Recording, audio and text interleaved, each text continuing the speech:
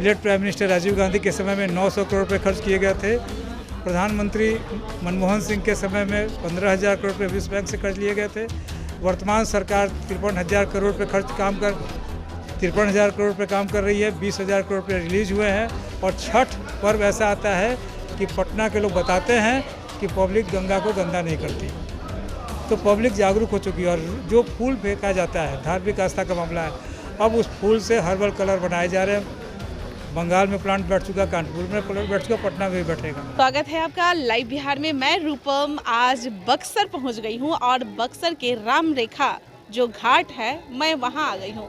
कहा जा रहा है कि यहाँ पर थोड़ा सा ये घाट की जो दशा है वो काफ़ी ख़राब है। लोग बहुत दूर दूर से यहाँ पे आते हैं और आप देख ही सकते हैं पूजा करने के लिए यहाँ पे आते हैं, लेकिन यहाँ के घाट को जो वो ख़राब करके जाते हैं और जितना भी कचरा है वो सारा गंगा नदी में जाता है। चलिए मैं अब विस्तार से आपको बता दूं कि मैं यहाँ मेरा आने का यहाँ पर उद्देश्य क्या है और क्यों मैं यहाँ पर आई हूँ।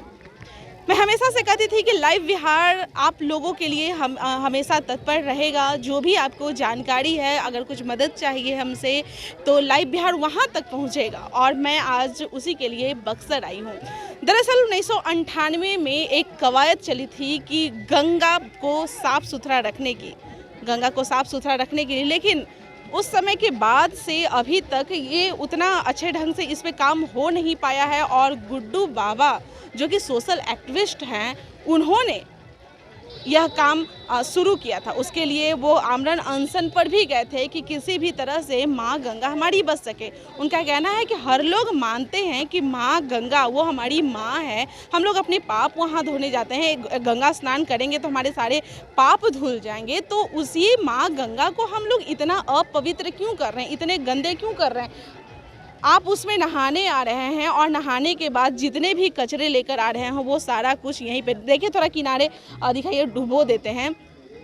चलिए, गंगा दशहरा आ रहा है, 2 दिन बाद गंगा दशहरा है और उसी के उपलक्ष्य में गुड्डू बाबा ने फिर से यह कवायद शुरू कर दी है। ये एकदम इसे कि धरातल पर उन्हें उतारना है कि अब माँ गंगा अपवित्र नहीं होगी और साफ़ सुथरा रखना है। उसके लिए वो हर जगह जा रहे हैं, बिहार के कोने कोने में वो जा रहे हैं और लोगों से अपील कर रहे हैं कि आप लोग मान जाइए। और इसके लिए वो सरकार से भी हेल्प लेंगे और समाज से भी हेल्प लेंगे। और एक बात मैं आपको कहना चाहूँगी कि अभी आपने देखा ही था कि किस तरह से गंगा नदी में लाशों का जो प्रक्रिया चलते रहता है, दहा दिया जाता है। और कोरोना के टाइम में भी आप देखे ही होंगे कि अचानक से इस तरह का खबर आई थी कि बहुत सारे लाश जो हैं गंगा नदी में बहाए जा रहे हैं।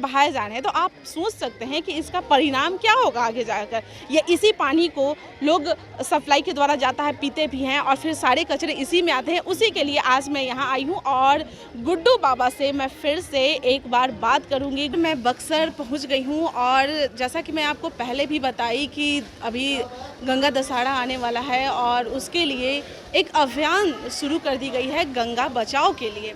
हालांकि मोदी जी भी इस पे काम कर रहे हैं, लेकिन बाबा गुड्डू बाबा जो कि सोशल एक्टिविस्ट हैं वो भी इस पे चिड़े हुए हैं। 1998 से ही मैंने पहले भी आपको कहा है। तो बाबा से ही हम बात करते हैं। बाबा जी, मुझे ये बताइए कि हमारे प्रधानमंत्री भी तो इस पे काम कर रहे हैं और अब आप भी इस पे काम कर रहे हैं, तो क्या लग रहा है कि उनका काम कहाँ तक पहुँच रहा है?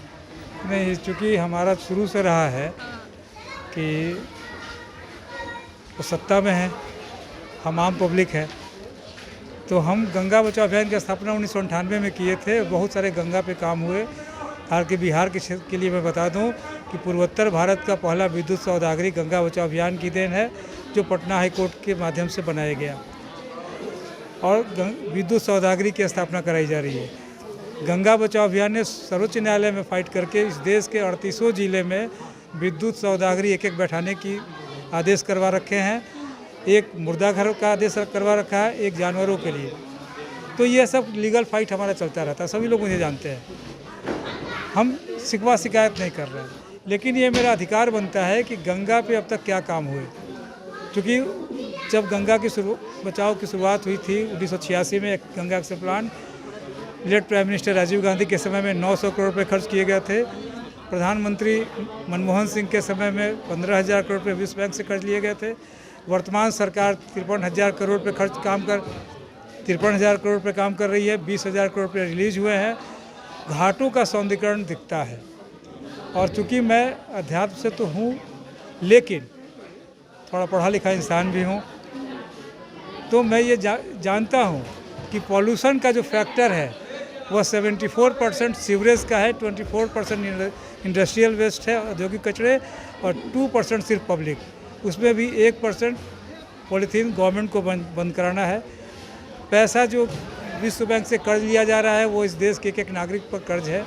सरकार को 98% का काम करना है, 2% पब्लिक का है।